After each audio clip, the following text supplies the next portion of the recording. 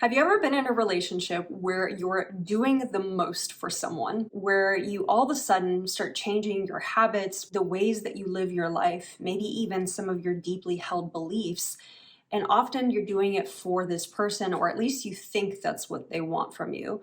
Like maybe you start going to the gym and you're not really a gym person, or maybe your partner has a works for a specific industry and you start educating yourself on that industry and so that you can relate to this person in a more profound way. Or maybe they are really tidy and you find yourself cleaning your house and getting stressed out before they come over just so that you can get their approval, even if they don't necessarily ask for these things. And you often chalk this up to motivation or inspiration. But what if I told you that there's more to it than that? What if this is not just inspiration? What if this is pressure? So let's talk about the why these two things can get conflated. Love and pressure. Avoidants can learn to be self-sufficient from an early age. Self-reliance, independence, confidence in themselves, figuring things out on their own can become a part of an avoidance identity pretty early. And what that doesn't leave room for a lot of times is feelings of helplessness, feeling like you don't know what to do, feelings of sadness. These can be really crunchy and uncomfortable emotions for avoidance because often no one taught you how to, no one co-regulated with you to teach you that these emotions are a normal part of the human experience. You just had to shove these emotions aside to survive in the environment that you're in. And I'm not talking about survival in the dramatic sense because avoidance can often grow up with parents who are there. But I'm talking about an environment where certain things are complimented and even celebrated, and where certain other qualities of our personality, again, of our humanness, are simply not okay. And often these households are pressure-filled in one way or another, like pressure to perform, pressure to even show up for the parents or maybe the siblings, or pressure to show up for yourself when the needs that you typically would have at a certain age or age of development are not being met, and you're left to try to figure things out on your own. You would think that by the time an avoidant grows up, they might feel some aversion to having pressure be put on them. And this is where, to some degree, this is true, usually emotional pressure. So this is more the avoidant anxious dynamic, where avoidants are kind of averse to having emotional pressure put on them because it feels like Greek to them. But other types of pressure can feel really welcome, like pressure to perform, pressure to do, to compete, or to show up that is not emotionally driven. It can actually feel pleasurable or exciting to have this sort of pressure be put on them. So when an avoidant goes into a relationship where they put in a lot of effort and they want to put in all of this effort, it can actually feel like, wow, this is the real thing because I'm so compelled to do so much for this person and for this relationship. So what's underneath all of this pressure? Well, a lot of times it's this idea that they have to earn this person's love, that they have to work for this person's love. Often the person that they're with gets placed into a special category as someone who is special or high value, or someone who in some way is almost similar to them.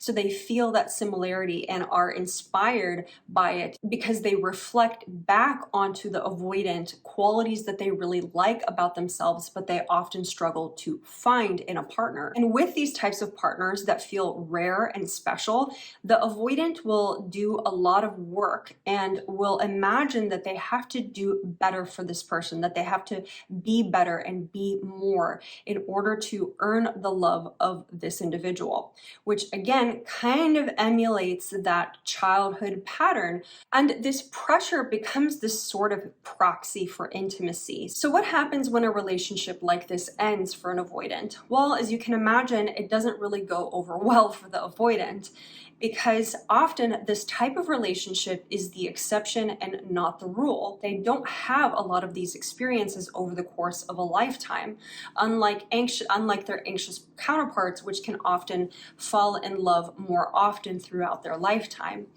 So when this happens and they've tried really hard in this relationship, tried in a way that maybe they haven't tried before, or they haven't tried in a really long time, and then the relationship ends, and this is especially when the relationship ends suddenly and, let's say, without a lot of explanation, and it can be incredibly panic-inducing, overwhelming, and disorienting, and they can fall into some of the same kind of behaviors that's traditionally true of the anxious attachment style after a breakup, which is rumination and self-blame and kind of hyper-focusing on the relationship. Because if you think about it, it can feel like the ultimate betrayal of self. Like, I just put all of this effort into this relationship. I tried maybe for the first time, and I've heard of avoidants talking about how, let's say, they didn't put a lot of effort into a marriage before, so they vowed that they would put a lot of effort in a future relationship, and so now they do. If I did all of this work and I finally decided that I really wanted to commit to a relationship, and now it's not working out, then what does that mean about me? What does that mean about what I have to bring to the table? What does that mean about the value that I have in a relationship? And it can be a really, really painful conversation if what they typically think is their value is pressuring themselves to perform for a relationship without really thinking about their own needs, without really thinking about the intrinsic value that they bring to a relationship. Here's the truth behind these pressure-based relationships. So first, these relationships can often be void of true emotional intimacy, like really knowing each other both in your highs and lows. In a pressure-based relationship, your expectation is that you're actually supposed to be on all of the time, which is not realistic and creates and sets up the relationship to have a weird dynamic where you're always on and there's no room for you to relax. There's no room for you to make mistakes or to have weaknesses or to have bad days. The next thing is that in a pressure-based relationship, it creates exhaustion. And if you are operating on if you're operating on E anyway, then this exhaustion may feel familiar and again may just be your kind of baseline modus operandi, which can be a problem in itself because it can often lead to burnout.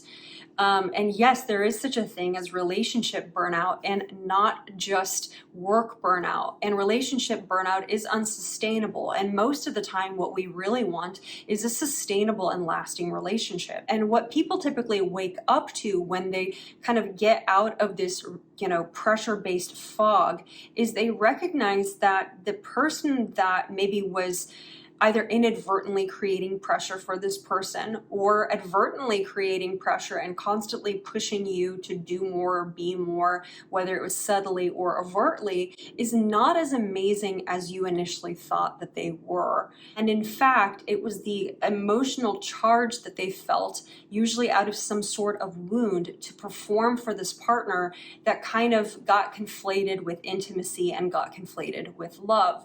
And this can be the starting point for a really big change for a person with avoidant attachment, because it can start to shift what's available for you in a relationship. Now, if you're someone who is struggling and you're kind of on the cusp where a part of you thinks that this person was the one for you and you really want to get them back, but another part of you is grounded in the reality that, hey, maybe there was something wrong about this dynamic. Maybe I don't deserve more than being exhausted, or maybe this person, created this pressure and put this pressure on me, and some of the things that they said weren't unfair, or them leaving suddenly didn't really make sense given the context of our relationship, and you would like to either reconnect in an ethical and genuine way, if that's even possible, or you want to learn something from this experience and shift your attachment style so that you can ultimately shift into the secure and lasting relationship that you want, then I highly encourage you to explore one-on-one coaching. You can do so by going on my website right up here or checking the description below this video. Did you like this video? If you did, go ahead and give me a thumbs up and subscribe if you want to watch more content that supports you in becoming secure in your relationships. Next up is another video on avoidant attachment right up here. So definitely check that out next, and I hope to see you on the next one.